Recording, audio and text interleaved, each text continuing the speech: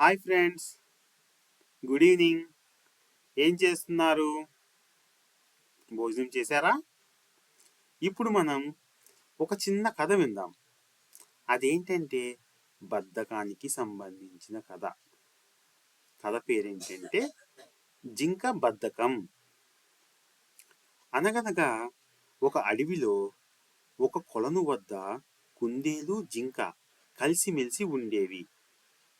కొలను అంటే తెలుసు కదా, నీటి మడుగు. అక్కడ ఒక కుందేలు, ఒక జింక కలిసిమెలిసి ఉండేవి. అందులో కుందేలు చాలా చురుకైనదని, జింక మాత్రం బద్ధకం ఎక్కువ అని జంతువులన్నీ అంటుండేవి. జింక కన్నా కుందేలు చురుకైనదని అన్నీ అంటూ ఉండేవి. కానీ జింక మాత్రం ఆ మాట ఒప్పుకునేది కాదు. జింక అనేది, ఏం కాదు, నేను కూడా చాలా చురుకైన దానిని అని గొప్పలు పోయేది. ఒకరోజు ఇదే మాట పైన జంతువుల మధ్య వాదన తెచ్చింది. అంటే అడవిలో మిగతా జంతువులు ఉంటాయి కదా, అవన్నీ మధ్య ఒక చిన్న వాదన వచ్చింది. ఏంటంటే జింక చురుకైనదని కొన్ని, లేదు కుందేలే చురుకైనదని కొన్ని జంతువులు వాదన పెట్టుకున్నాయి. అయితే కొలనుకు పెద్ద అయిన ఏనుగు మధ్యలో కల్పించుకుని, అంటే ఈ జంతువులకన్నిటికీ పెద్ద ఎవరయ్యా అంటే ఏనుగు మధ్యలో కల్పించుకుని, సరే జింక తాను చురుకైన దానిని వాదిస్తోంది కాబట్టి దానికి జింకకు అంటే కుందేలుకు జింకకు ఒక చిన్న పోటీ పెడతాను. ఆ పోటీలో ఎవరు గెలిస్తే వారే చురుకైన వారు అంది. దానికి దీనికి ఏం చేసిందంటే ఒక దుంప కొలను ప్రాంతంలోనే దాచిపెడతాను. దానిని ఇద్దరిలో ఎవరు వెతికి తీసుకువస్తే వారే విజేత.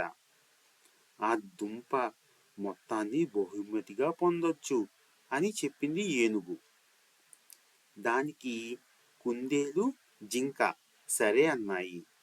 మిగతా జంతువులన్నీ ఉత్కంఠంగా చూస్తున్నాయి. అంటే ఎంతో యాంగ్జైటీగా వెయిట్ చేస్తున్నాయి ఎవరు గెలుస్తారా అని. పోటీ మొదలు కాగానే కాసేపు గబగబా వెతికిన జింక అంతలోనే విసిగొచ్చి, అబ్బా, ఇంత పెద్ద ప్రాంతంలో ఆ దుంపను వెతకడం అంటే కష్టమే, నేను అలసిపోయాను, ముందు విశ్రాంతి తీసుకోవాలి అంటూ ఒక పెద్ద చెట్టు కింద కూర్చొనిపోయింది. కుందేలు మాత్రం ప్రతి చెట్టు తొర్రను దుంప కోసం వెతుకుతూనే ఉంది. అయితే జింక కూర్చున్న చెట్టు దగ్గరికి వచ్చి ఆ చెట్టు త్వరలో ఉన్న దుంపను సాధించింది కుందేలు.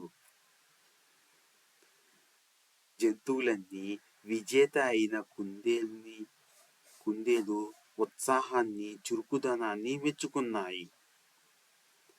అయ్యో, పక్కనే ఉన్న బద్ధకంతో చూడలేకపోయానే అని జింక బాధపడింది.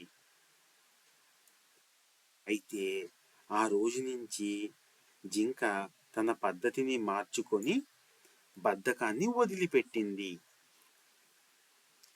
సరే పిల్లలు, ఎట్లా ఉంది కదా? మీకు నచ్చిందా? నచ్చితే మీ ఫ్రెండ్స్ని కూడా వినమని చెప్పండి. ప్రతిరోజు 8:30కి మన కథ చక్కగా ఈ ఛానల్లో వస్తుంది. మీరు పడుకునేటప్పుడు ఒక కథ విని పడుకోండి. గొడవ చేయకండి, బాగా చదువుకోండి. లైక్ చేయడం మర్చిపోకండి, షేర్ చేయండి, మళ్ళీ సబ్స్క్రైబ్ చేయమని చెప్పి డాడీకి, మమ్మీకి చెప్పండి. Okay, good night.